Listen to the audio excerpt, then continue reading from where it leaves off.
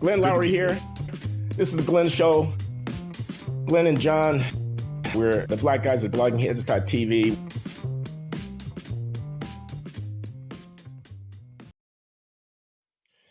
Okay, I have to give voice to an ugly thought here, which is that if you look at the assessments of the intellectual functioning of young Americans, the National Assessment of Educational Progress comes to mind. It's a test that's administered annually to a sample of American students in the 4th, 8th, and 12th grades, and the results are reported by the Department of Education. And it shows huge disparities by race in the fraction of students who have acquired basic proficiency or advanced proficiency in mathematics and reading. And African Americans come out on the short end of the stick. I don't have the tables in front of me, but they would be easy to find.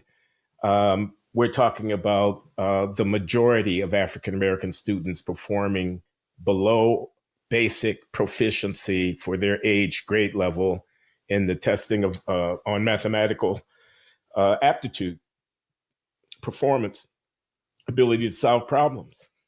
Isn't that what's really going on here?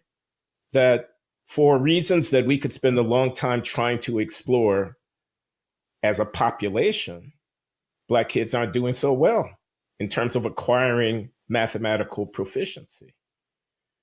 That is manifesting itself in a number of different ways, including on these national assessment tests that I just mentioned, but also in more rarefied environments when it comes to selecting people for programs of study, when it comes to gifted and talented, when it comes to advanced placement classes, when it comes to getting into universities when it comes to majoring in the STEM subjects where we see African Americans underrepresented. So the stark fact of differences by race in the acquisition of the functional capacity to master certain skills, that stark fact calls out for some kind of account, so some kind of narrative. How can we explain it? And what better than to wrap oneself in the warm blanket of anti-racist outrage? What better than to denounce the entire corpus that your people are not mastering by saying that it's somehow alien to, or in fact, repressive of the essence of your people? This is an avoidance of the reality of underdevelopment. Differences on the whole, not every single individual, differences in populations and their acquisition of human functioning capacities. That is a tremendous challenge.